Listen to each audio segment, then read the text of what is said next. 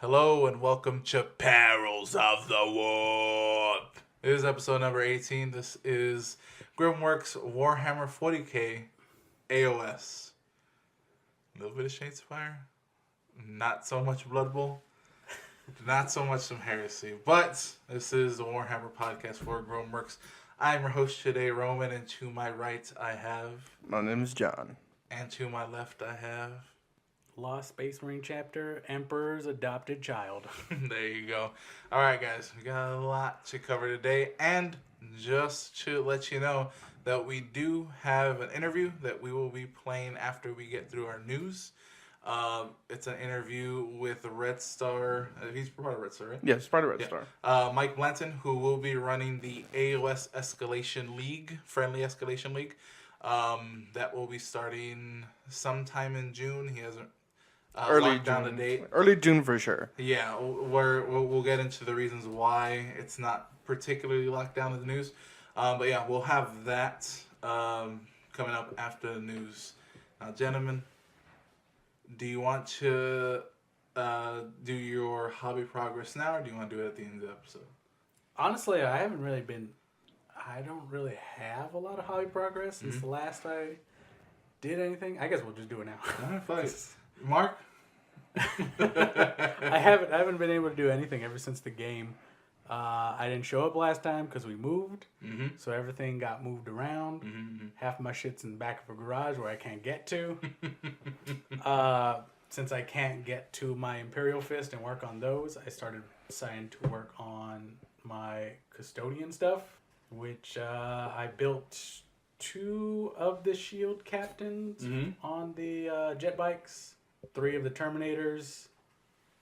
But my first time working with green stuff, which was kind of like I was trying to prepare myself on what I should be doing. I guess I have the tools or whatever, everything I need.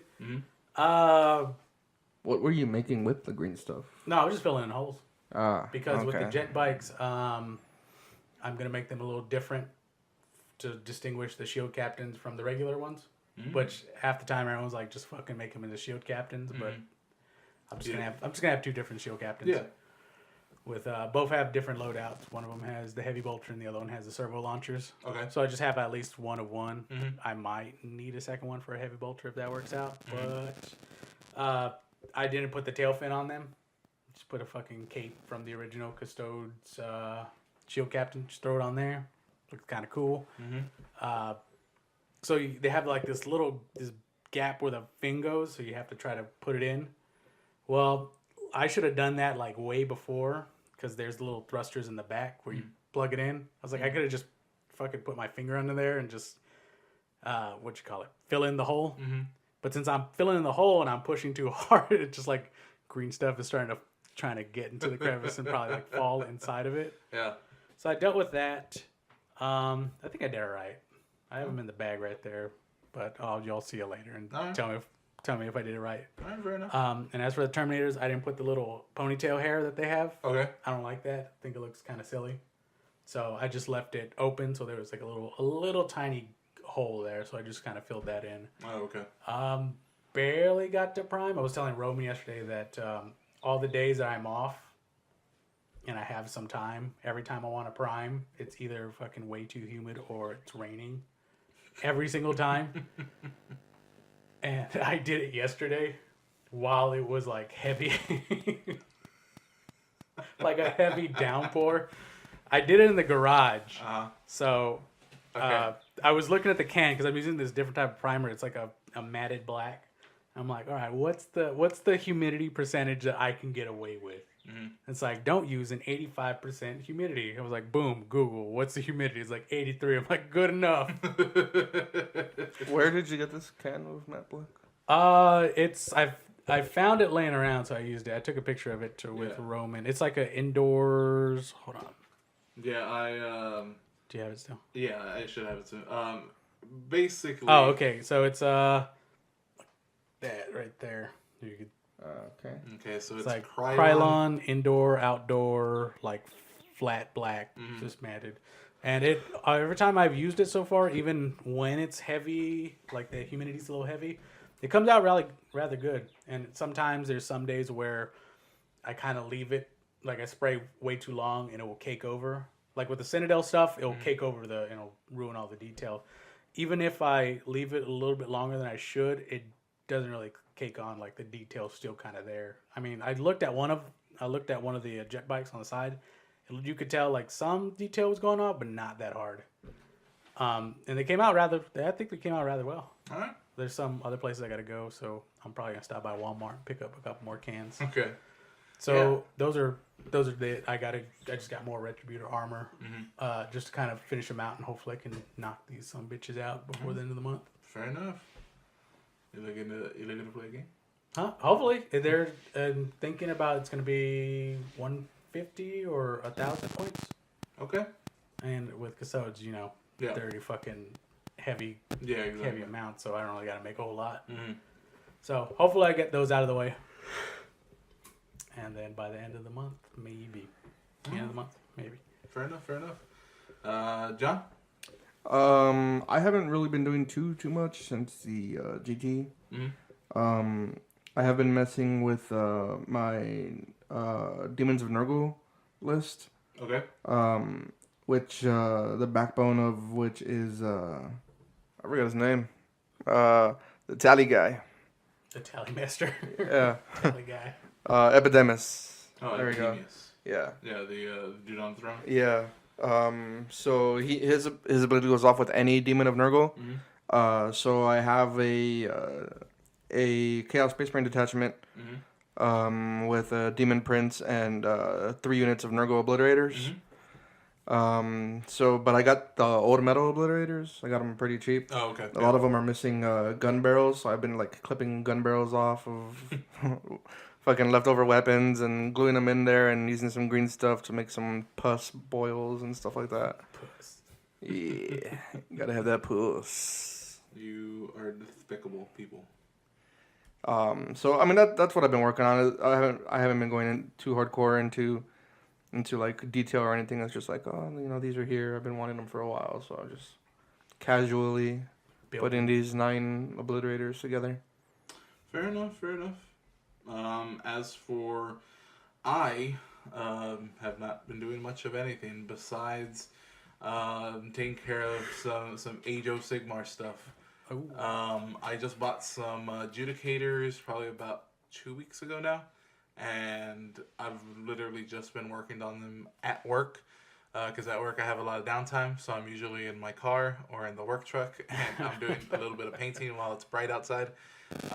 I've gotten adjudicators pretty much to the point, or almost to the point, where I have my liberators, and my liberators are almost done. Okay. So it looks like everything is kind of done, where I'll have probably about 740 points of Sigmarites. So I should have those. Hopefully I can have those done within a couple of weeks. By the time we come back, hopefully I can have them completely done, or I just lock them off with some matte varnish, and they'll be good to go. That was pretty good. Yeah, thank you. Really good. I like how you did all the kind of bronze, right? Mm-hmm. Yeah. I have my faction of the Sigmarites is my own. I haven't... You haven't made their backstory? I haven't made their backstory, but they're basically the Black Hammers. I call them the Black Hammers.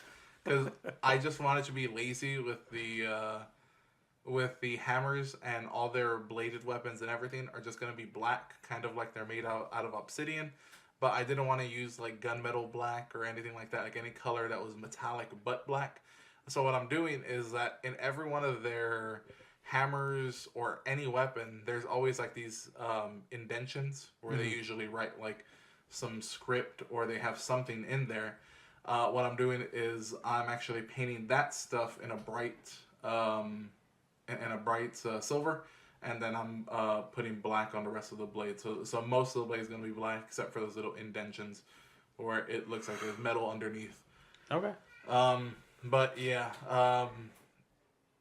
So I'm still working on the title. Black Hammer is kind of just like the... Just super. It's just super stupid and on the nose. So I kind of want to give them a little something. I wanted to give them fell hammers, but I know fell hammer is already a thing, so I can't use that. The black fell hammers. Well, basically, like a little bit of a backstory that I made for them was that they are actually the first Sigmarites that Sigmar had made and hadn't perfected. But every time that they're reforged, in the lore, every time they're forged, they're losing more and more of themselves. These guys are almost like just like automatons, like brain dead in terms of like their actual personality. They're just there to get the job done. And with the reforging, instead of every time that they reforge them, they also remake their armor. Well, they don't allow them to reforge their armor. They like the way that it is, so that's why it's all bronze and kind of. Okay. The original idea was I wanted to use that nilic oxide as a shade instead of just an actual shade. But what I did was I had a base coat of the Warlock bronze. Then I dry brushed brass scorpion. Then covered it with the Coolia or the Coelia. Green wash. That green shade, Coelia green shade or whatever. And then I dry brushed again some brass scorpion. And I was thinking, man, maybe I can kick it up with another highlight. Just get like a bright silver and dry brush that on. But I was like, that doesn't fit with the story that I made, that they don't like it being clean. They just kind of like it being kind of dirty. So I'm just leaving it that way. So yeah, I'm making a little bit of, I'm dipping my toe into the, making my own lore, but, I like the way that they come out. They have like this really bright blue for some reason. I use the Sotec on their shoulder pauldrons and things like that. Mm-hmm. But the tabards are still the same. They're just the, what's the base color? What's that fucking base color I really love? It's the one before Sotec. Stegadon green. Stegadon. Oh, okay. Yeah, that's Stegadon green. It's like a dark teal color. Yeah. And that's like all the tabards. And I'm just going to highlight a little bit with some of that stuff. But I will have them done hopefully within the next 2 weeks. Everything's pretty much done. And then, well, at least on the painting side. And then I want to do another week where I do bases. I have this idea for a base where my leaders are going to have little stones on them, like they're standing on. And then they're going to be covered in sand. It's the first time I'm going to use like the PVA glue and sand. Then I'm going to wash it, then dry brush it. Then I'm going to put little tufts of grass. And I also bought these flowers that go on little like little like go on other dioramas, and there's like little yellow and pink and purple. So I'm just gonna like put like little divots on it. I don't know why I wanted to do it that way. Just look pretty. I just want to look pretty. A nice contrast. So that's the whole thing. Is that's what their bases are gonna be, and hopefully I can get that all done before the AOS league, because I at least want that started. So that if I'm going to add anything else to that army, I can just burn through that as well. Mm-hmm. But I guess that's it for Hobby Progress. We can go on to our news. And holy shit, has there been a lot of news. So, starting actually with some news that just broke. I'm actually trying to look for it now, because this actually concerns the Weekender. This was on the 18th that there was... When you told me this, the Weekender, I thought you were talking about the actual like artist, the Weekend. I'm subscribed to the Weekender, and it tells me all the up to date what the Weekend is doing. So this is from the WarhammerCommunity.com. The saga of the Warhammer Citadel grand opening. Now they said that they have some bad news and some good news. The bad news is that the actual store that they are using is not going to be open. What the delays are, they don't really say, and we're not supposed to know, honestly. But what they did was they knew that everybody had already locked in a lot of tickets to the trips and to get down to the Dallas-Fort Worth area. So what they did is they're moving the grand opening to the Dallas-Fort Worth Doubletree Hotel, a local Doubletree hotel that they have there. And that will be everything. They're still going to have everything that they did with the Forge World being sold, with models, other things, supplies, their merchandise, like shirts and stuff like that. They're also still going to have 2 big tournaments for AOS and for 40K on the 2 different days. So everything is still going to go the way that they wanted it to. It's just that they're not going to be able to be in the actual store that they had planned to. And that was the news that we were holding off to tell John, because I want to know his face is kind of at the whole thing. But I just want to know what John thinks about it. Honestly, it's not really that big of a surprise because we did look up the building while we were looking up how to get there and everything, and it's a garage. Yeah, that's what he was telling me. Yeah, so I mean, I don't know, maybe they found asbestos or something.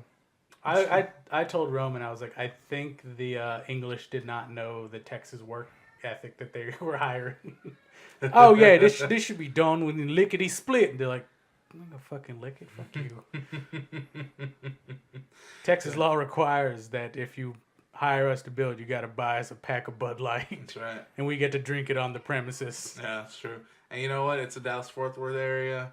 Maybe, they're not too kind to our folk up there, maybe. Mm-hmm. If you didn't hire a Mexican to do it, it's going to take a while.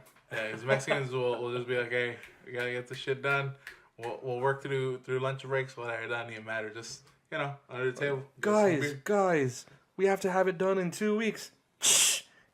Ya está listo, it's done.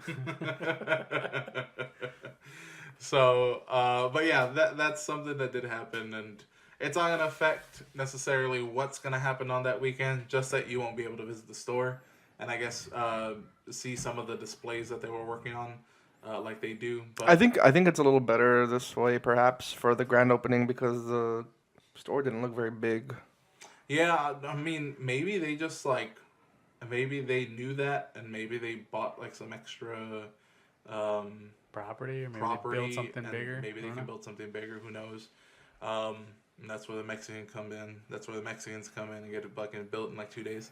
I mean, I don't know, dude. Dallas and Mexicans don't really mix. I mean, I know there's a lot of Mexicans pretty much fucking everywhere in Texas. You wouldn't know it by their fucking food. They do have a larger... I think they have a larger white community up there. You can't get carne guisada up there. I'll tell you that right now. If you want carne guisada, you better eat it before we go on the fucking trip. I'm okay. I don't need carne guisada. I'll pack some. You just have a baggie. You're just hanging it out the door to let it heat out the side. Yeah. Fuck, I forgot the cheese. Yeah. When I was listening to the last podcast, when I heard y'all were gonna go, I told my girlfriend, I'm going. We gotta go. We're going. It's a thing. We're doing it. And then I broke the news to her that so when I found out that Forge World was gonna be there, I was like, if they have the piece that I want, I'm gonna buy it. Looked it up. It's close to $100. And then after some other news, I was like, if that's there too, I'm buying that as well. So I'm gonna be spending close to $200 on this trip. If you get mad, I'm sorry. Want to start apologizing now? Yeah. Yeah, I don't know what I'm gonna buy there, but since next year might be, and I'm thinking it's still gonna be the year of heresy for me next year. I think I might get a jump on it, and I might if they have it up there. Last night you said that you were pretty locked in. I'm locked. You know what? Right here, right now, I'm 100% locked in on what I'm going to be using in heresy. It's going to have to be in the rules Sons of Horus, but they're going to be painted up as Luna Wolves. And if any of the heresy community don't like it, eat my cock, because I don't care. I'm going to paint them up as Luna Wolves. Guess what? Horus is going to be in Luna Wolf armor too, so it doesn't matter. If you don't like it, I don't want to play with you. That's just it. But basically, that's what I'm going to do, because I've been wanting to paint white and get better at painting white. Since I hear it's one of the hardest colors to paint, because it can get chalky sometimes. Oh, yeah. And I want to get my hand on it. I want to see if I can mold it, fucking get it in my fucking grips and fucking don't let go. And plus, it's Horus. I love Horus, especially when he was Luna Wolf, Lupercal. That's what I fucking love. So that's that. I'm like 90% gonna buy Alfarius. The only reason I wouldn't buy it at this event this weekend, Well, no, I'm at this weekend. okay. Not this weekend, but the yeah, Citadel at opening. this Citadel opening weekend. The only reason I wouldn't buy it at that particular weekend is if they just have like too much event exclusive things, and I run out of the money. But I would still be buying Alfarius more down the road if I don't buy it on that weekend. It's just because I do want whatever exclusives they have, unless it's like a bunch of Primaris shit. In which case they can go fuck themselves. I think it is, honestly. Fucking hate Primaris. I think it might be. I'm okay with Primaris. But yeah, it's gonna be the grand opening. If anybody else is there, let us fucking know in the comments below or email us if you're gonna be there. Maybe we can do a fucking meetup. I don't mind meeting new people, especially when it's around Warhammer. Kissing hands and shaking babies. That's what we do. And if you want to, again, email us at citypod88@gmail.com. And in the subject, just put 40K. Just so we know it's for him. Or comment down below. Or comment down below at youtube.com/Grimworks. But we're going to get on to the big shit news. Because, what was it? Last weekend was Warhammer Fest 2018. And fuck, there was a lot of announcements. So we're gonna go over these a little bit. Shit ton for Sigmar. A lot of people online were bitching about like, what about 40K? And what about? You know what? Honestly, I'm so hyped for Age of Sigmar. I'm nutting in my jeans. They just announced Sigmar 2.0, basically. Command point. They have released in this week. They've been going through a few factions and a few of the different rules that are going on. One of the most notable is the roll-offs for each turn. That's not going away. They're just affecting how it goes. So when you win the roll-off, you get to choose if you go first or second. There will be some sort of benefit for the players that are going second. So the thing that's changed is in the event of a tie. When you roll a tie, instead of re-rolling, they're just saying the person who had first turn gets to choose again if they want to go first or second, which a lot of people were bitching about like right before, and I know John was like starting to bitch about it, and while he was saying it, he was like, oh, I get it now. Like once he said it out loud, it finally clicked into place, and I was like, yeah, that's exactly, nothing really changes. It actually gives you a little more strategy. It's just like, okay, do I really think that I can get this next second turn? Because I'll get the second turn benefit on this whatever, and then I'll get a back-to-back turn. That would be awesome. So there's that rule that's been going on. What other rules did they go through? Honestly, I can't even remember off the top of my head. Besides the command points, there will be some sort of command points and command abilities. It relies on you get one no matter what before you start the game. Then you get one for additional battalions that you do take. Yeah. So I know one of the ways that those work is that certain HQs have abilities that can go off in the hero phase. For instance, the WA. But the only way your HQ can use that ability is if it is your general. So if I have two, I don't even remember the name of my fucking guys. Brooks, Iron Jaws. Yeah, the name of the commander, I forgot his name. The big dude. Yeah. The Mega Boss. Oh, okay, your Mega Boss. If I have two Mega Bosses, they both have the wall ability, but only my general can use his wall ability. Yes. So I could actually in the 2.0 burn a command point so that my non-general can use his wall as well. Oh, okay. Fair enough. But AOS, I mean, I've been wanting to dip my toe into AOS for a long time. If you know anything about me, I'm more of a fantasy guy than I am a sci-fi guy. So right now, I'm super pumped for AOS and more Stormcast. We'll get into fucking that right now. But I forgot about this. There's actually gonna be a Warhammer Age of Sigmar web comic. It's gonna be called Roll Model, as in roll, like a roll of dice. And they gave you a little preview on the site where they do that, and it actually looks kind of funny. Looks like that dry British sense of humor. And I'm gonna show Mark right now what it is. It's just a little 4-panel comic. But yeah, I saw that. yeah. So there's that. Basically, it's like this scene where these two Sigmarites are talking, and he's like, "I strike like lightning." The last panel is just a dude like putting his little figure on the table, and it just makes the sound. So yeah, just little things like that. Even though it's not like game related, I do appreciate. I like that kind of stuff when they can take these little ideas and just be like, fucking have fun with it. So I do like that. There's gonna be an official Warhammer Age of Sigmar podcast called Stormcast, which is on the nose. But along with the Age of Sigmar 2.0, they did release some more news on Malign Sorcery, which is going to be like another part to the Malign Portents. They're going to have scenic spells. So apparently Purple Sun is coming back. If you did play regular fantasy, that was a fucking huge spell that pretty much would swing the game in your favor, no matter what.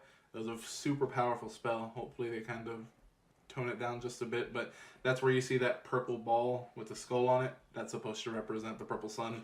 Oh, that thing that everyone keeps dressing up as coughing? Yeah, exactly. Yeah, okay. That same thing. But with that, with the announcement of Sigmar 2.0, they're actually going to release another chapter, or another chamber is what they're called. Another chamber for the Stormcast, and I believe they're the Sacrosanct chapter. They're pretty much, there's wizards now. I joked that there's wizards that with bow and arrows that shoot fucking wands at people. Apparently what they are just like super imbued grenades that they just fucking launch with bows. They're also gonna have a fucking artillery now. I'm super hyped for that because yesterday I just bought the Sigmarite. What is his? He's the one from Malign Portents, the character. He lets your artillery shoot twice if they did not move. So I'm fucking pumped about that, baby. But there was a lot of stuff there. You can go to the Warhammer TV on YouTube, check that out. But they also released Night Haunt. So this is another faction unto itself. Night Haunt already had one of the they've already had some stuff with Legions in the Gash book, the battle tome there, and now they're gonna have their own thing. So that's pretty cool that they're going to make that its own thing. Hey, we're gonna hold out for Tomb Kings, am I right, people? Everybody hates Tomb Kings, by the way. But yeah, that's the AOS stuff. They did show off one of the Sisters of Battle that they had that they're going to make, at least like the plastic. That they're going to choose. Some people have said that she has a man face. It's very extra. I kind of agree, but I don't know. I like it. Apparently John hasn't seen it. Have you seen it? I saw it, but I didn't like zoom in on the. Oh wow. Yeah, she has kind of she has a broad jaw. I'll say that she has a wide jaw. Yeah, like on the painting that they pulled the model, the artwork for, like she doesn't look that bad, but the actual model itself is. It's called a Sister of Battle, not like the dainty Sister of Battle. Yeah, exactly. They're gonna be fucking curb stomping your ass. You know what I mean? A bunch of fucking Xenas. Exactly. You want, exactly like Xenas. Yeah, they're Amazonians. Yeah, basically. That altar with like the roses and the skulls and everything, I'm like, yeah, it's pretty extra, but I mean, it's something people have been waiting for, I assume. Yeah, and honestly, I don't think it's that bad. Everybody says it's a man face. I don't really give a fuck. It's still Sister of Battle. They're supposed to be, like you said, badass, not fucking dainty. Exactly. If you want fucking dainty chicks, then buy third party. Yeah, exactly. They're all where they have fucking big ass tits. Yeah, go to, what is it, War Games Exclusive, I think is the website. They have a whole bunch of, sisters models. They're all titified. Titified. I remember seeing a Dominus for the Mechanicus. Mm-hmm. It's just like a chick, just, I don't know, spread up high with her cloak. And for some reason, everything's mechanical, but she still has, this fucking huge big-ass rack. Rack that can't stick. Yeah. Yeah, so, hey, fucking deal with it, bro. Yeah. It actually looks pretty damn good next to the artwork. Yeah, if you don't like your face, fucking shave it down a bit. Who gives a fuck? Yeah. Ass wipes. But another thing that they did announce as well is the Adeptus Titanicus Horus Heresy box game. This is actually really cool because they scaled down everything. It's to I think 9mm scale, which means that your knights that stand about like a foot tall are about the size of a Terminator. they're about this big. They're very small. That's adorable. Yeah, and those are just the knights. There also is the Warhound. The Warhounds, and there is actually going to be the fucking Warlord Titans. So gigantic ones, and in scale, they all look really cool next to each other. They did have a few pictures that they had them all like kind of in a row where you saw it, and I was like, fuck. If that's actually how it's supposed to be, this is fucking ridiculously scary. Like, I didn't think about it until, like, oh, a knight is, like, fucking... It's big. I think what do they say? It's, like, 50 meters? Like, itself? I don't remember. I think it's something like a knight is, like, 50 meters. Mm-hmm. That's ridiculously fucking tall. We have no. We don't. I don't have the concept because I don't do metrics. Yeah, we're American. We're standard. Hold on. Scales. This right now. Keep going. I'm gonna look this up right now. Look up the actual Titan scale, like what they're supposed to be, and see if you can convert that. Is it 3 feet in a meter or something? That's 3 feet in a yard. Yeah, no, but like. I think... Okay, a Warlord Titan is approximately 33 meters, which is 100 feet tall. That's a Warlord Titan? Yeah. Okay, that doesn't seem that big. So 100 feet tall. Yeah, 100 feet tall. See that? That's still fucking big, dude. That's ridiculously we haven't, big. Now I'm going to convert the feet into miles once I get the phone back. I mean, I'm fucking... I'm a good size. I'm like 6'5" right now. I'm 6 foot. I'm not 6'5". I am 6 foot, and that's fucking ridiculous. If you've ever really thought about it, a fucking Space Marine is 8 feet tall. Yeah. So I'm 6 foot. They're 2 feet above me. A fucking Primarch is like 10 feet tall. They can't even fit through a fucking door. Like regular Space Marines can't fit through a door. A small highway bridge, they could barely... Yeah, they have 6 feet under like a regular highway bridge. That's fucking insane. And once again, that 6 feet is you. Yes. So if you were on top of a Primarch, then I'd be touching like the bottom of a bridge, of like an overhead. And then he'd be a dick and just let you go. And then just break your ankles. Yeah, I'm at least breaking a leg, at least one, if not both. Possibly my wrist because I'm dumb. I'm like, break my fall, snap. With it. Yeah. So, yeah, but even 100 feet, I don't think you're grasping, and that's just height. That's not width. Yeah. Here we go. No. The Imperator and Warmonger Emperor Titan stand approximately 55.5 meters. That's 182 feet tall, so nearly 200. It's another 80 feet. Goddamn. And then how many feet are in a mile? It's like 1,000 or something. Welcome to Retard Cast. Yeah, fucking, we're dumb. Welcome to Stupid Cast. Alright, just know that fucking knights look adorable in Titanicus. The Disarray, which was the Titan from the first 3 books, was only 141 feet tall. And that one was fucking massive. Yeah. It like kicked the Land Raiders over. So yeah, the knights are gonna be small. The Reaver Titans are gonna be, I would say about Dreadnought size. Probably just about that, and then there are gonna be the actual Warlord Titans, and those are pretty big. They're about, I'd say, about a good 6 inches. They look like. So just to burst that bubble, 100 feet is not even close to a mile. Oh, okay, so it's not even a mile, but it has like strides like a mile though, or something like that. Fair. Fuck it. Either way, that's that. Go ahead and check it out. I think it looks cool. I don't know how, like... Look up how tall the Tower of the Americas is. Okay. I think it's like 300 feet. You're so fucking dumb.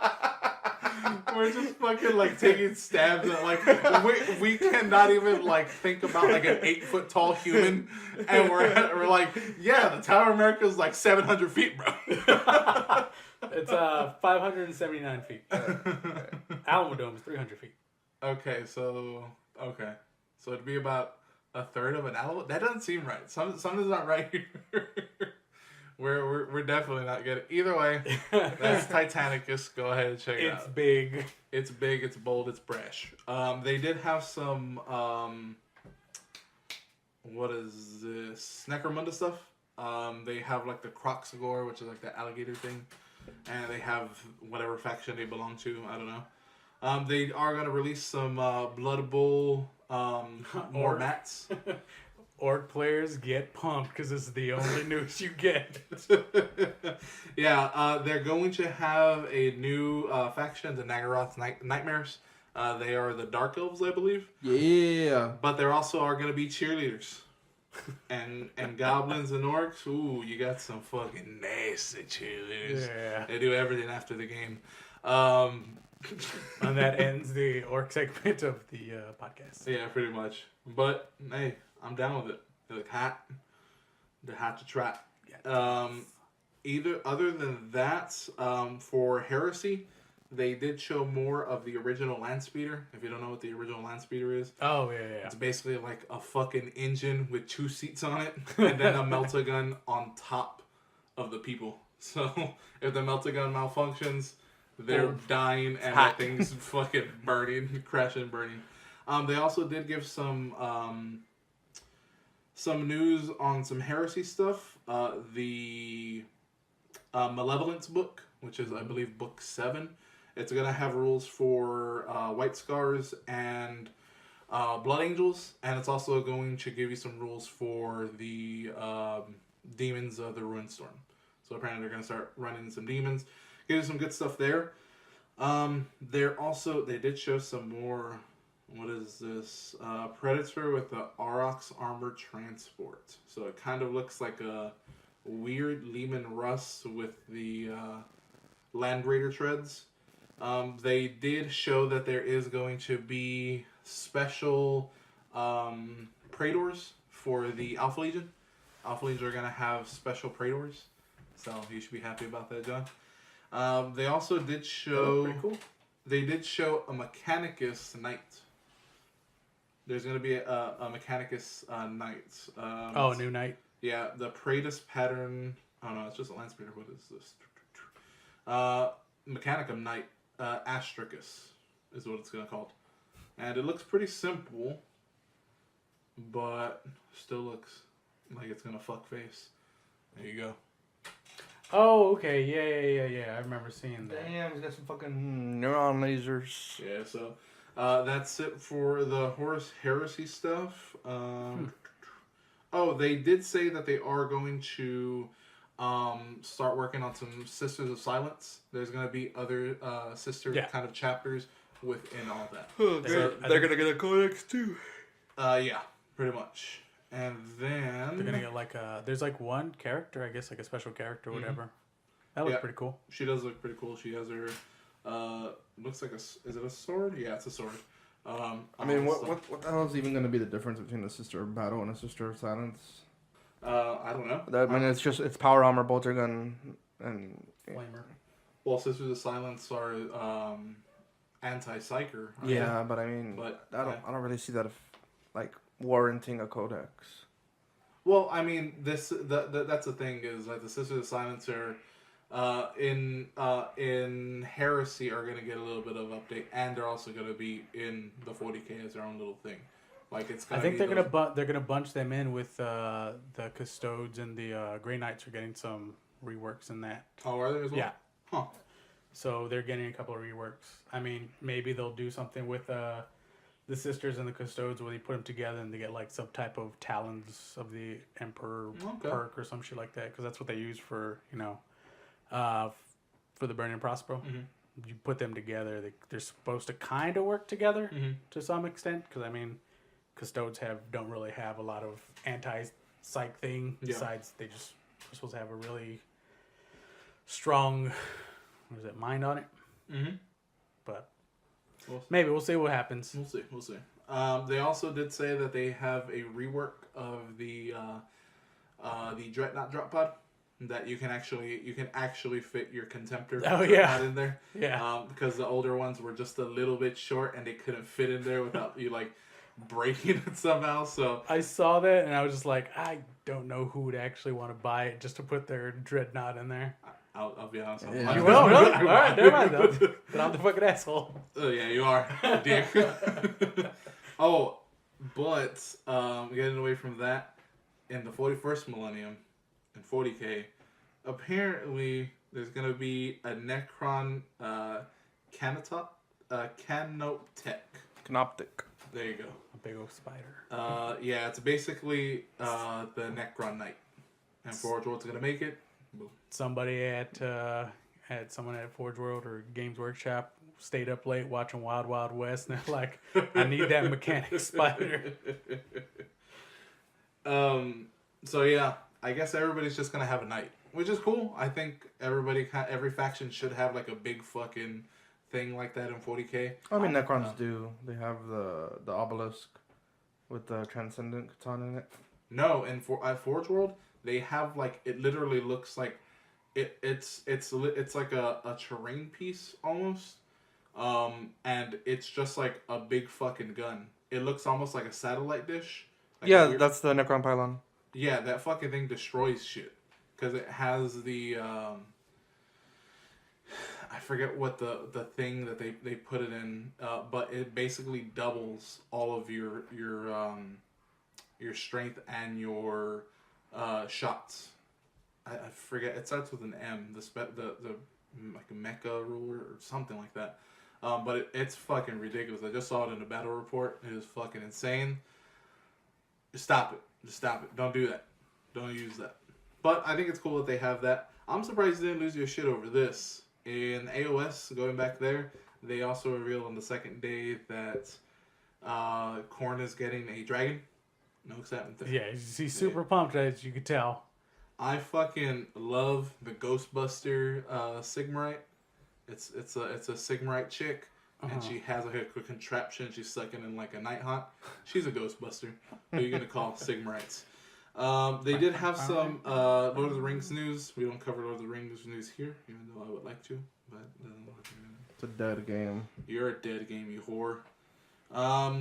Other than that, they did show off some.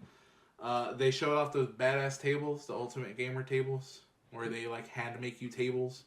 They're like $900. I thought it was like talking about those badass UK GT tables they had. Oh fuck! poor London GT. You fucking tried to fuck people with that. I guess they just wanted money. But yeah, that's all the big news from there. There was some Golden Demon winners. There is going to be 2 new paints apparently that they do show.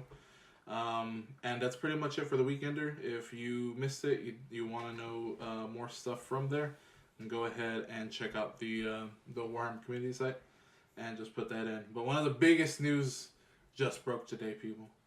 Warhammer Adventures Tales for Young Readers. John was not excited about this, at least. John is the resident reader here at Grimworks. He reads everything before we... Yeah.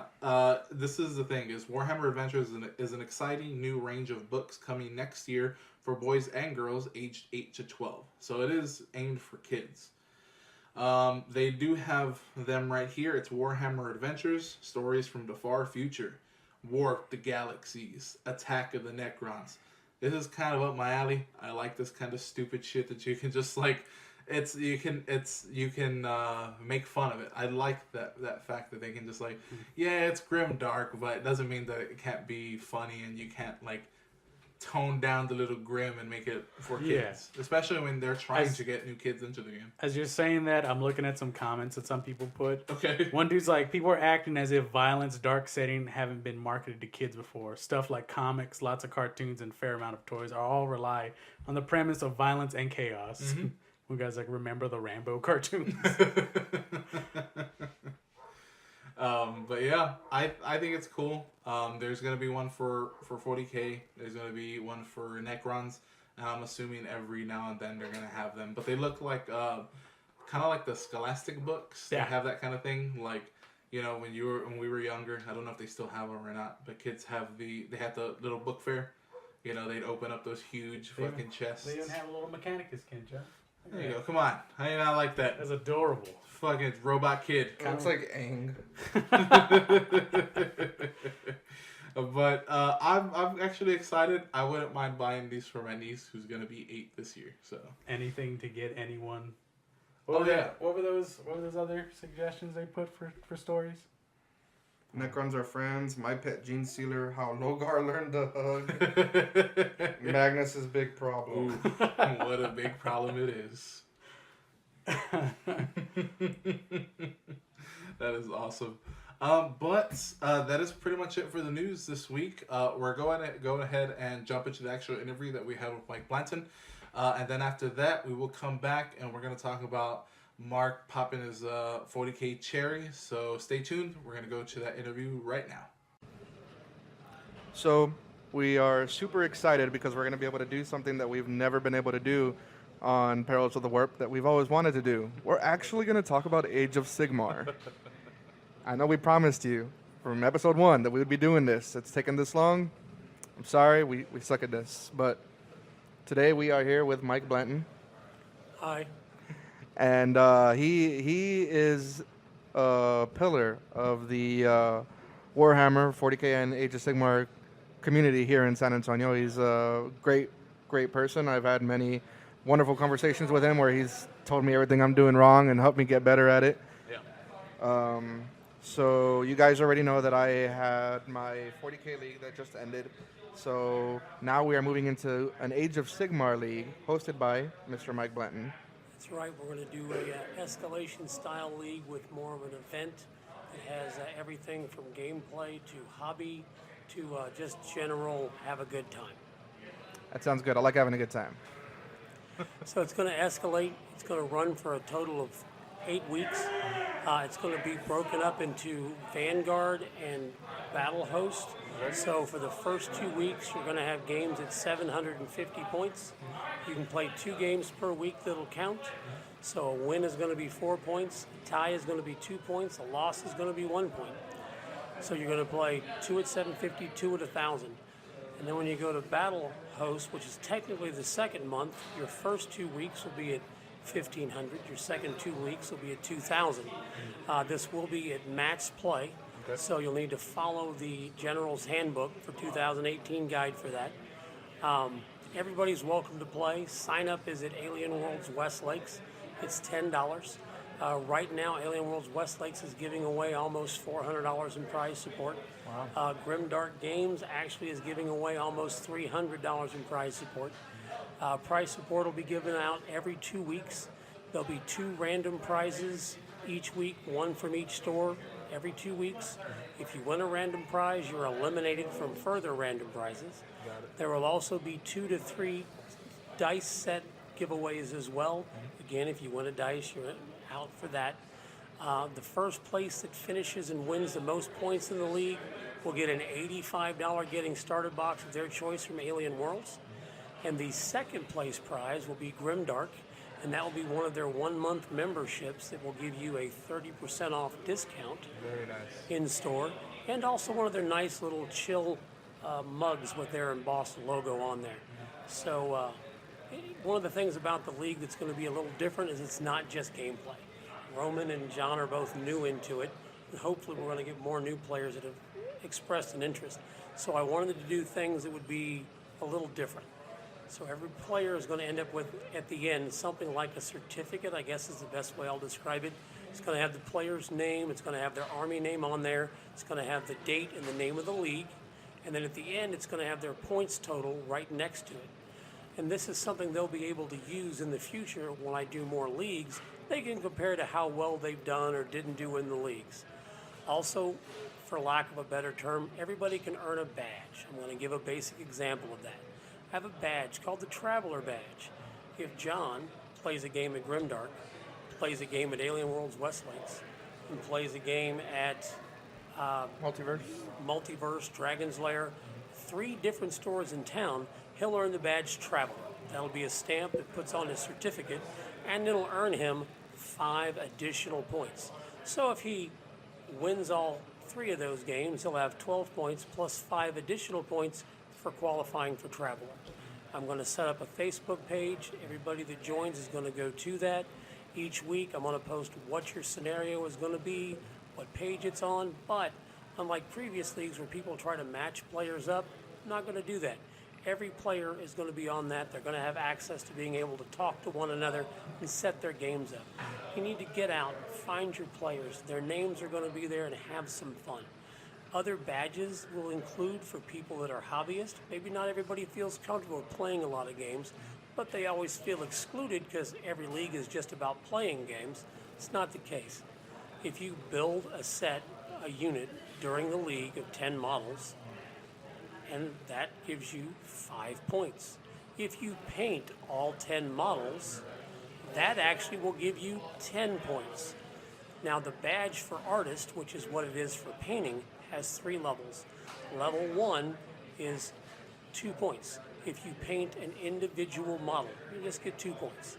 If you paint a unit of 3 and or a behemoth or artillery, and if you're not familiar with Age of Sigmar, basically if you paint a vehicle or a large cannon, then that would give you 4 points. Okay. And if you paint a unit of 10 models, you get 10 points. So if a person is more hobby oriented, they can gain some points just by simply doing that. And then they could dip their toe into playing some games. The whole thing is we want to try and make it fun for everyone. Yeah, of course. Yeah, I mean, I know I really love playing games and meeting new people.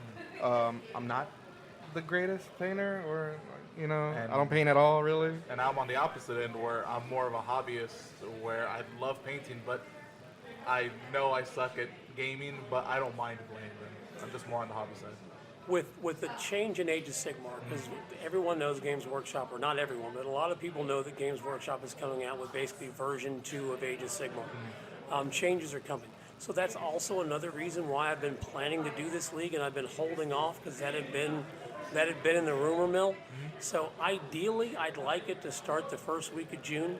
Hopefully, Games Workshop will let me know here in the next week if it's going to be week 1 or 2 that release comes, because I kind of want to put it out at the same time so Age of Sigmar veterans can help the people that are newer to learn it, but we'll all learn it at the same time. Anytime there's a new change to a game.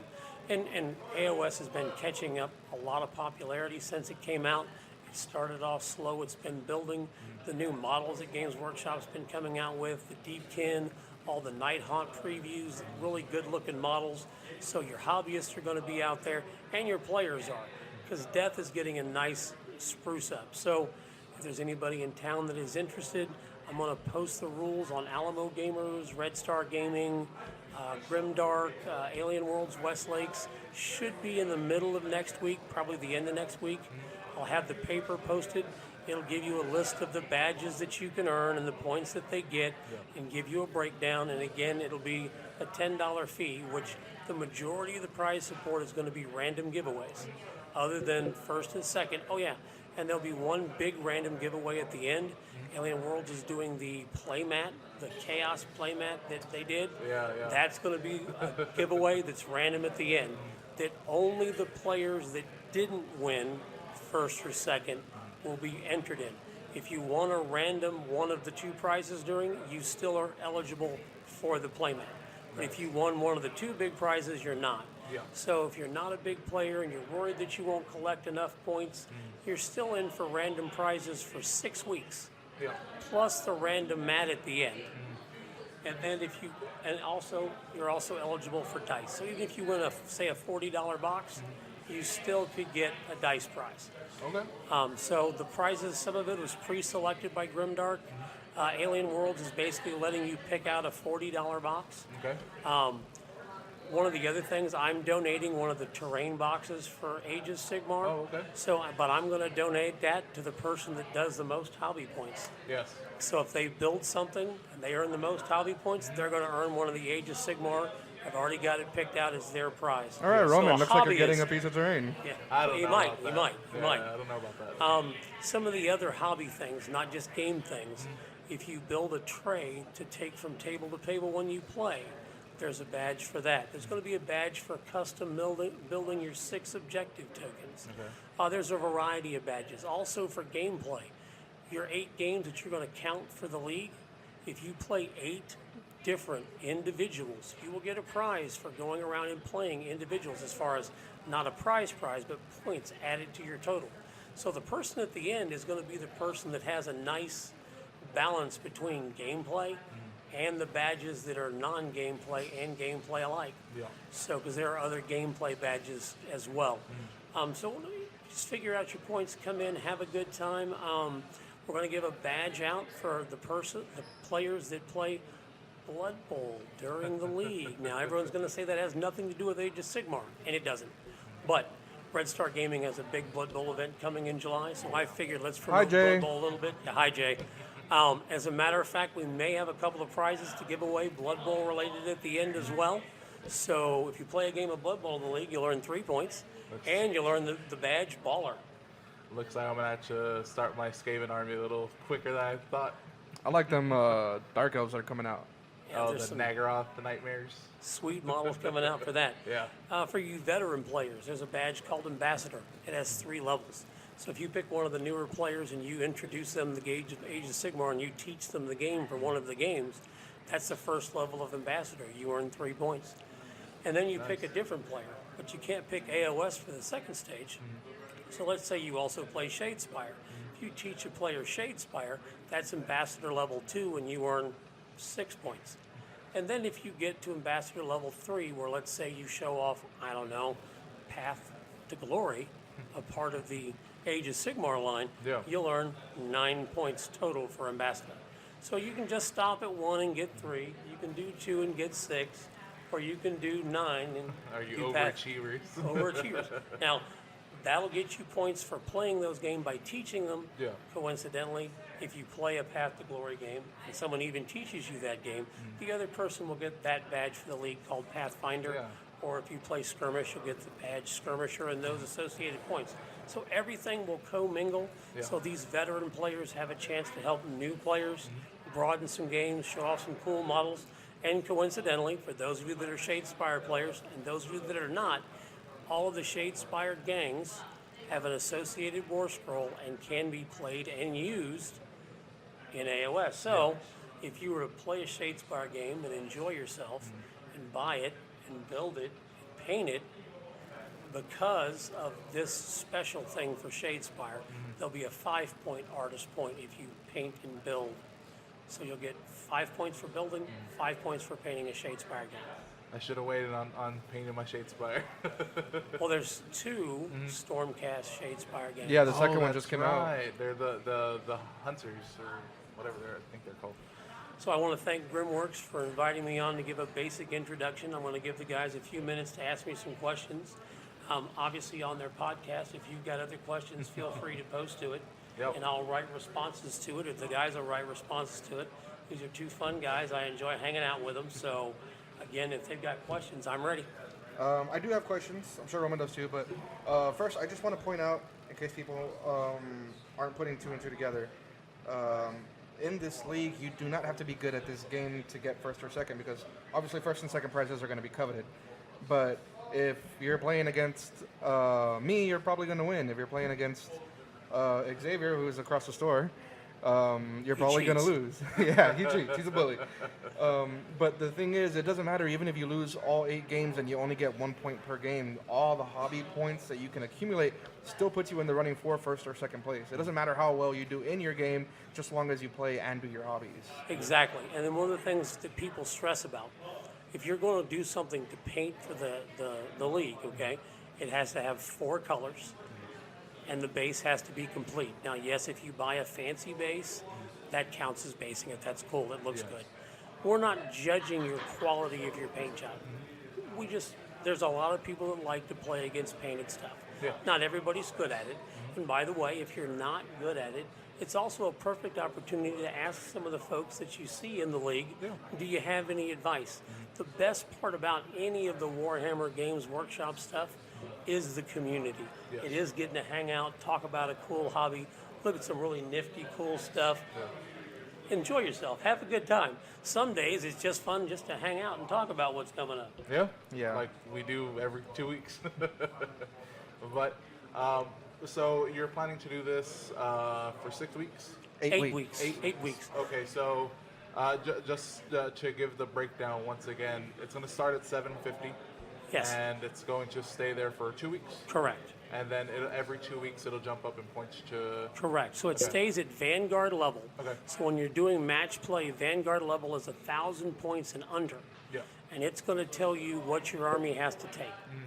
So for the next weekend, I'm going to be at Westlake's Alien Worlds from about noon to 4. Okay. And I'm doing a Warhammer 101 where I'm introducing people how to build an army, what to look for, explain the war scrolls, the battalion scrolls. I don't want to go too in-depth to it because we are going to have changes. I'd hate to teach somebody something and then like 2 weeks later, that doesn't exist anymore. Yeah. So it'll be at Vanguard for the first 2 weeks, and that is 1,000 points and below. And then it'll be at Battle Host for the following 4 weeks, which is 2,000 and below. So it's going to go 750 for 2 weeks, 1,000 for 2 weeks. That's your Vanguard. Then your Battle Host is 1,500 for 2 weeks and 2,000 for 2 weeks. And I know that you mentioned this not on mic, but before when we were talking, that you're saying that it's gonna be immutable. Correct. What I mean by that is so in match play, you have to have a minimum of 1 leader and 2 battle line at Vanguard level. Yes. And at Battle Host, you have to have 1 leader and 3 battle line. That cannot change. Okay. So when you build your 750 army, it's locked. Okay. When you go to your 1,000 points, the only thing that's locked is your leader and your 2 battle lines you selected Okay. in your first 750. Now, just because that leader changes to the next group doesn't mean he has to be your general. If you choose to add a second leader model, that leader can become your general. Okay. But it is only the first leader and the 2 battle lines that you select that have to stay at every level. Now, you can keep your full 750 and just add 250 to that. And then after that, you can add 500 to that. And after that, you can add another 500 to that. That happens to be how I do leagues, how I like to build my armies, because I like to break it out on paper first so I can track what I'm doing.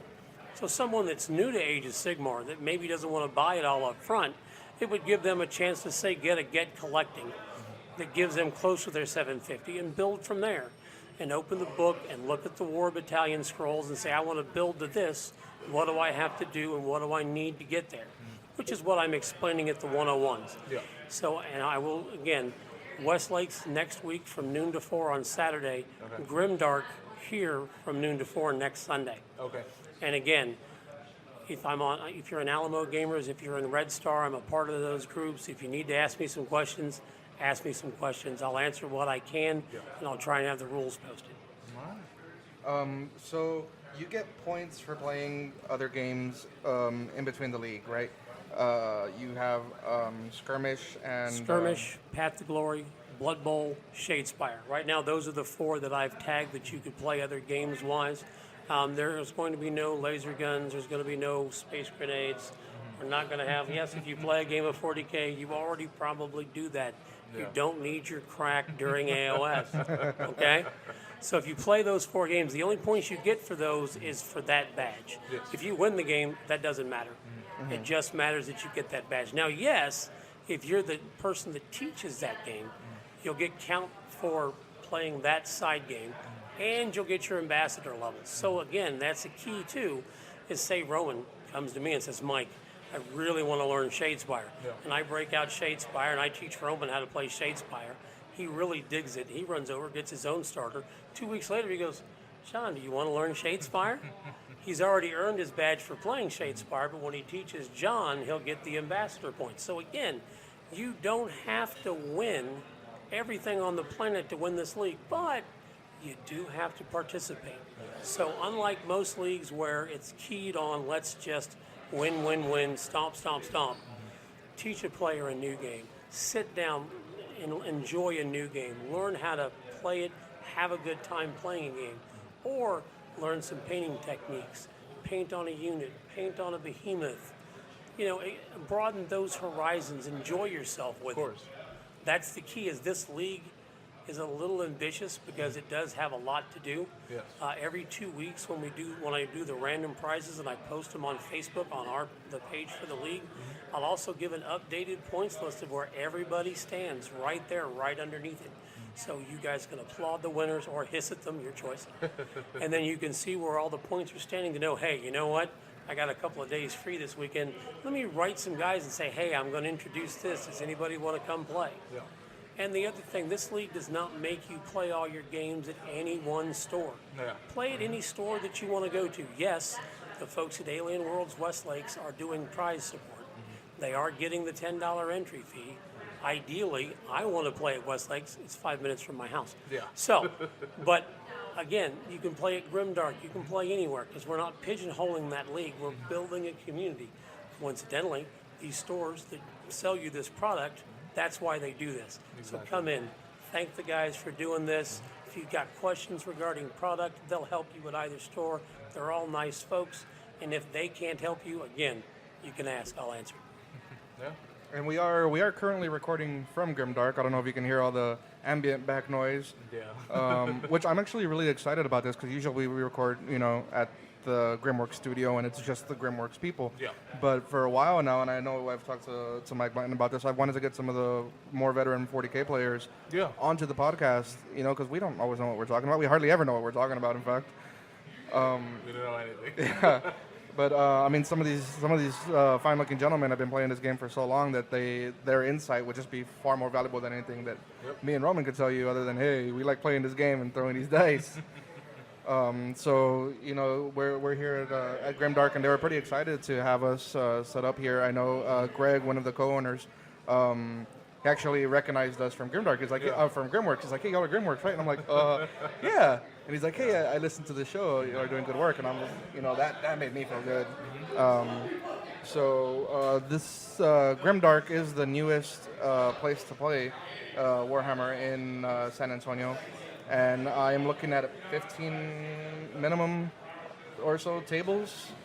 We have one table with about 10 guys on it playing Shadespire right now. And then we have a couple of Age of Sigmar hobbyists over here, including Xavier and your wife was? Miss Tricia. Okay. Trisha. And the new employee to the store, I don't remember her name either. Rachel. Rachel, I'm bad at that kind of stuff. Yes, you are. So we are at Crossroads right now, or as some of you people call it, Wonderland of the Americas. If you're older, it's Crossroads. It's Crossroads. So Actually, if you're older, it's Wonderland. Oh, really? The mall was originally Wonderland when I got here in 1977. See? Now I just dated myself. Already stolen us. Sorry. Yeah, they're in the mall. It's in the bottom floor. They're by the food court. So if you're here playing games and you're hungry, you don't have to walk that far. Yeah. We're hungry right now. You're very. But it is Suite A49 in case you have to look it up. And I know that they do 15% off across the board for new and used products. So if you are getting into Age of Sigmar, like you don't even have anything and you need your Start Collecting box, it's a pretty good place to come and get it. Get it for 15% off. And of course they have their memberships where you pay a certain amount of money per month and you get a certain discount according to how much you pay, because there's different tiers. Yeah, what you pay, and it changes the tiers. Yeah. It's similar. Again, it's similar to different programs throughout the U.S. Some folks use the stamp cards like Alien Worlds does. Every stamp you get when you spend $20 gets you $20 off a box. So depending on what you're buying. Yeah. So yeah, the two stores both have discount programs to look forward to. I have a wallet full of stamp cards right now because Alien Worlds does the comics too. So. Yeah, and the stamp cards from Alien Worlds stack. So if you were to say get 3 full cards, it'd be $60 off a box, or it'd be a $60 box and you're done. Yeah. Just take that out. So again, or the immediate 15 off at Grimdark, no registration, no enrollment, just walk out the door 15 off. Yeah. They do stock some of the product. They're getting into Age of Sigmar, so they're not sure how much to stock. Yeah. So again, you might want to come in, take a look. They may be able to help you order it. Yeah. I know also that the traveling Age of Sigmar game comes here on every other Friday. I don't remember if it's the third and I don't remember which one. First and third or second and fourth. It's one of those two. Yeah, so check with the Age of Sigmar traveling game. It's either at Night Watch or it's here at Grimdark. Yeah. And again, there's a lot of great players that play in that. And again, they'll do the same thing I'm doing. If you got questions, they'll answer. And that's one of the nice things. So far, the Age of Sigmar community seems to be, since I've been in it, very open to, hey, you want to learn something, you want to see it, let's try it. Yeah. So I'm hoping that this league is going to be an extension of that. It's basically the opposite of Yu-Gi-Oh players. Yeah. But we bathe too. Yeah. Trying to see if I have any other questions that maybe Are more someone pertinent to our listening- listeners. Yeah. So let's see. I got nothing. I mean, I think you did a good job covering everything. So Well, I we didn't don't give have you many- every badge because it's a long list. Yeah, Yeah. And it would know. take a while. I know a lot of the badges. I was hearing them yesterday, and I was just like, "Damn, I'm gonna win." He thinks he's going to He win. thinks he's gonna win. But Because it still that- takes time. I mean, here's the thing. For your person that's starved for time, they may know already they're not going to be able to accumulate a whole lot, but $10, a chance to do your hobby. Maybe you've had that squad sitting there on the side for months and you needed something to encourage you to paint it. Yeah. Or maybe you bought Warhammer 6th edition and never played it. Now's the time.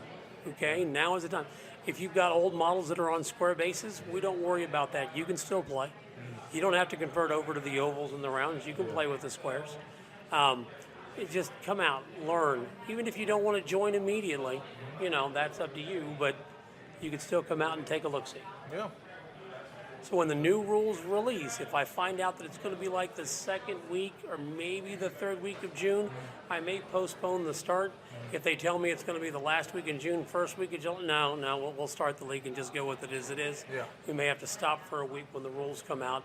Everybody do a quick read through, make adjustments to armies, Command and then game on. points. Yeah, they're getting a version of command points Yeah. for 40K. If you play 40K, Age of Sigmar is not that different.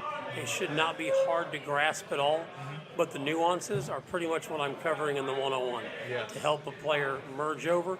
If you're new to tabletop games, I can do that too in the 101.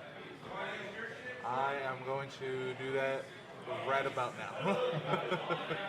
But Mike, we thank you for. Oh, doing you're this welcome. You're welcome. because- And I recommend you invite veterans on and have these because they'll help to get you guys some more Yeah. flavor. Yes. Yes. Very much so. Because if you guys have never seen these two, they don't lack in flavor looks, but Very, So- very, very kind. Very kind. so John and Roman, thank you for having me. Yes, thank you for being on the show. I definitely want to have you back because I know right now most of your talking was just about the league, but I definitely want to have you back to talk about actual gameplay for 40K or Age of Sigmar. Well, then we'll say after the first 2 weeks of the league, I'll come on. We'll do a live update for anybody that was interested that may not be here to play because maybe they want to do something similar in their city, and maybe we'll even talk about 40K. All right. Maybe. I still Maybe. play. I do still play. So thanks, guys. Thank you, sir.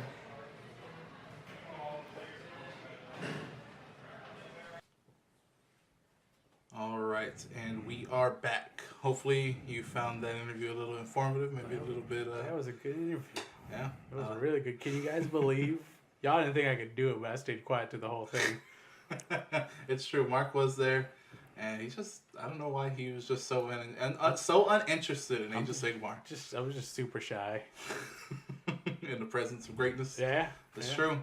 And again, thank you, Mike Blanton. And once he does have everything set up with his Facebook page to actually enter the league, all that kind of stuff, we will make sure to put that into the description or make sure we share it in any way possible so we can get as many people into AOS because I'm fucking hyped. I told him in an interview, so much more excited for this. Or maybe I didn't say it, maybe I said it to him afterwards. I can't even remember. No, we were standing at the cash register We at were- Grim Dark. So. Yes, and I told him, dude, I'm so much more excited for the fucking Age of Sigmar than the 40K one. And John took offense. I was like, well, fuck me, right? Well, I mean, come on.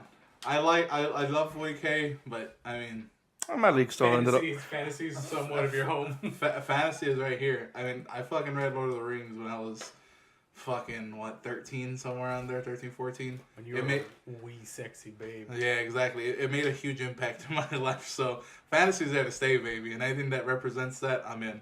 So hopefully you enjoyed that. Once again, thank you, Mike Blanton. And once that all starts, we're gonna let you all know.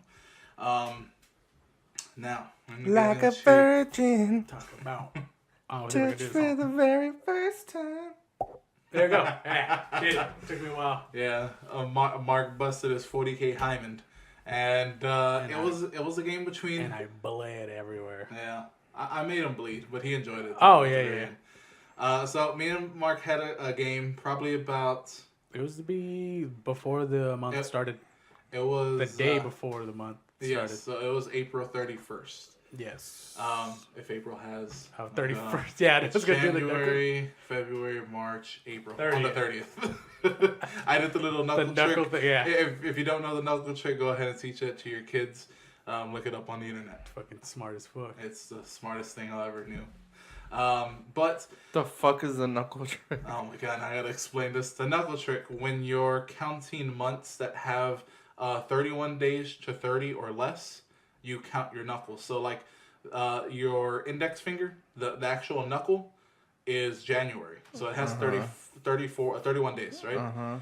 And then the indentation between the next knuckle, like your middle finger, the indentation is supposed to be February. February only has 28 or 29 days, right? And then the next knuckle, your middle finger knuckle, is supposed to be March, and that has 31 days. April has 30 days, and you just keep going through your knuckle and indentation. And the only ones I have back to back are November, December. No, July and August. November doesn't have 31 days? No, it has 30 days. Jesus fuck. So there you go, little knuckle trick. You can teach that to your kids. Very simple, and they'll know what days that is. But back to this. I taught that to my niece, and my brother had the same expression. He's like, "What the fuck are you talking about?" I was like, "You didn't know this." So my niece is now a little more smarter. That's right, I said smarter. But Mark, all right. So we had a 500-point game. Yeah. Just a little starter game. I took something that I don't normally take, which is my Blood Angels. They were basically Primaris. I had an Intercessor squad. I had an Inceptor squad, which are the Flyers. Mm-hmm. I had Chaplain on jump. I had the jump pack Chaplain, and then I think 6 assault guys with jump packs. Yes. And that was and the Furioso Dreadnought. Yes. And that was my 500 points. What did you end up taking? I took 8 regular Space Marines, all Imperial Fist without the fist. One of them had a missile launcher. They were all stacked up in the Razor. Oh no, none of them.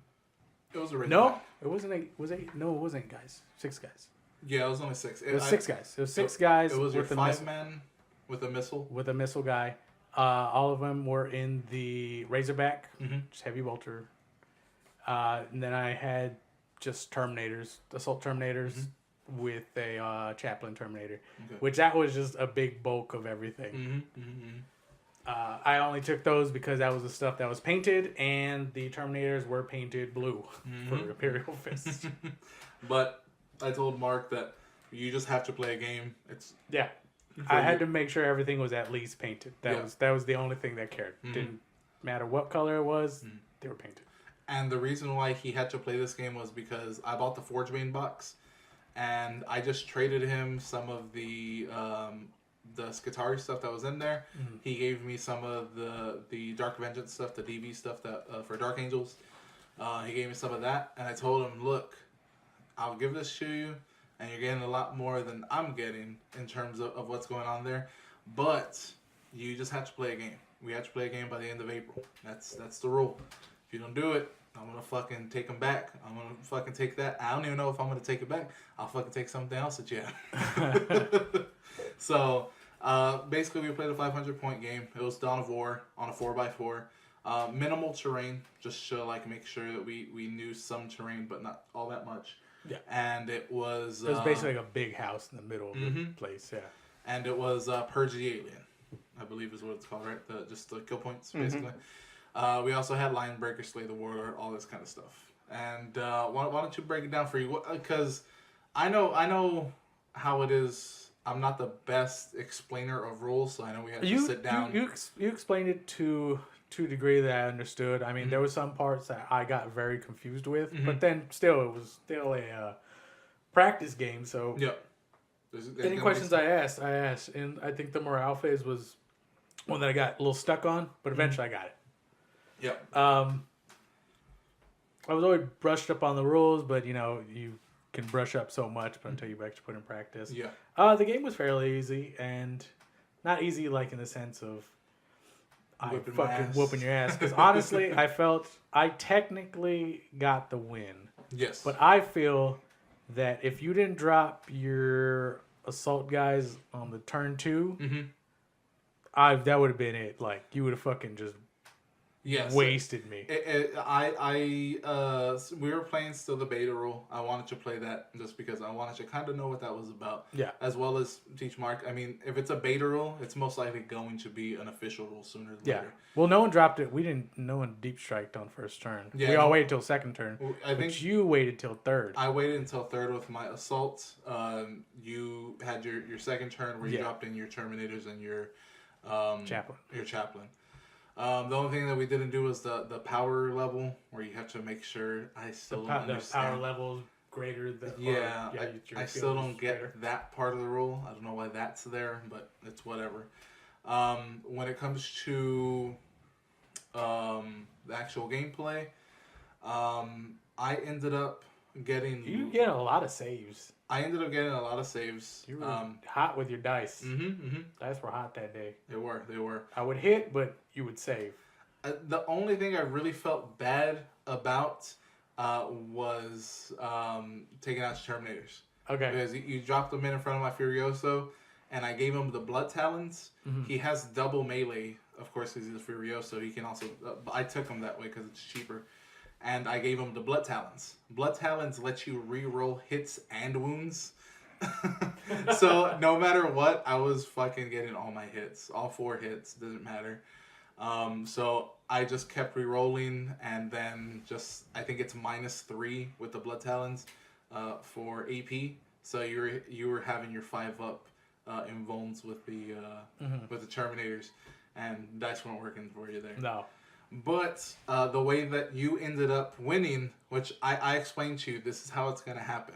This was all by pure chance. It was just me running like a little bitch with my Razorback away from the assault Marines. Yes. Because we took out the chaplain earlier. Instead of trying to hit him face on, I was like, I'm just going to fucking run out the clock. Get him punched out. So I moved the Razorback from the middle of the board all the way to his side, just like fleeing away, not knowing that was originally the line breaker. So I had killed Warlord. He had killed my Warlord, which were ironically chaplains. His was a Terminator. Mine was on a jump pack. So we both had Warlord kill. He had first blood because he took out my intercessors. With that, he already had first blood. Then kill points, he took out my intercessors, took out my my Furioso and my chaplain. And then, or did I even have Inceptors? I don't think I did have Inceptors that no, game. You had intercessors. Yeah, it was that. Then he +1 for Slay the Warlord and the chaplain. So he had 5, and then I told him I'm at 4 to 5. Right now you're winning. If I can kill your Razorback, then I just win because I do that. But the thing is, it was bottom of turn 5. So at the bottom of turn 5, he moved, and I told him, I was like, look, this is your first game. I don't care. What do you want to do? Because at the end of turn 5, you either see if you roll off for turn 6. I was like, we can call it right here. You have line breaker right now. You win, no matter what. or we can go to a 6 turn where you would roll because you had first turn. Mm-hmm. Or no, I had first turn. You had first turn. Yeah, so I would determine if it was a 6, and then the 7th it would be you. Yeah. So that was the whole thing where I was like, no, second turn goes roll swell first. Yeah, second turn determines if there's gonna be a 6th turn, I believe. Again, whatever. We worked it out. He basically said, "Give me that hand because I'm gonna come out with the win." I shook his hand. It was a little late too. It was already traffic was stacking up. So we had made the mistake. We're like, it's a 500-point game. It's gonna take an hour, even if we have to explain rules. It took us like 2.5 hours. We got there a little late. We got there close to 3. Yeah, we had to eat. Come on. Yeah.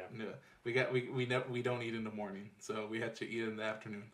But yeah, I thought it was a very fun game. I don't get to take off my Blood Angels very often, and I like teaching people the game, even if I'm not the best teacher. Now, what do you say about that, sir? I liked it. When I tell people that I played, but I got the win, I don't still classify it as a win only because it was a practice game. And I give you major credit. I'm like, if he just dropped those assaults in there way earlier, I was like, this would have been a whole fucking other different game. Yeah, I would have been able to. I already knew for a fact when you're like, I'm not going to drop this because I want you to drop your stuff and I want this game to be even. I'm like, all right. How bad can these jump pack guys be? They're bad. They're bad. Yeah. That Flamer 2 is even worse. Yeah, I had a Flamer in there in the 5-man, and I also had a plasma pistol. I also had my sergeant with the Power Fist. Yeah, Chaplain does help out too. So that's what was like helping me get the wounds on the Razorback, because I would end up assaulting the Razorback, and then just fucking fisting it with the Power Fist, and then he would just run off, and that's how it would just end up. That's why I was saying, like, if it goes to a turn 6, it only has 3 hull points on there. I'm pretty sure I'm just going to like overcharge my duder and just see that I wound it. Yeah. Because at -3, it's a 6-up save for Razorback. And it's going to be kind of bad. But he took the win. I was happy with it. I'm glad that he enjoyed the game. I'm glad that you are honestly making 1,000-point custodes list. Even if it's even at 1,000 points, it's not that many things, but they are fucking strong as fuck. Yeah. They can shrug off wounds like a sumbitch, and I'm gonna take you on 1,000 points. My DA versus your bastard ass custodies. It might be 1,500. Even better. Yeah. It might be 1,500. But the question is, when are you and John gonna have a game? When is that gonna happen? I mean, whenever you get those custodies done. Okay. John is also up for it. I haven't played custodies yet. I played Mike Blanton and his custodies, and he wrecked my fuck. All 7 of his models. All 7 of his models whipped my ass. I could not do anything. Yeah, as I keep reading more into it, I'm starting to see like some of the shit that they're lacking. So you're starting to see some of the things that they're lacking, but they did gain something that we failed to talk about during the news. Oh, that's so. Custodes, they already said that they were going to make beta rules for the 40k stuff, and they have the Talos, I think is what it's called, Dreadnought. Yeah, during Warhammer Fest, it was the Talmon Heavy Dreadnought. Talmon, there you go. Now, I think you can only have one of these in your army. Let's see. Makes sense. It's a single model. It's equipped with 2 Talmon Catalysts, 2 twin plasma injectors, and a Spalkus bolter launcher. Only 1 Talmon Heavy Dreadnought may be taken in an army. These things are 220 points per model. Well, let's see. The twin plasma injector are 60 points. The Spalkulus bolt launcher is free. There's a Arcanus, an Anus Last Storm, I'm going to call it. That's 60 points.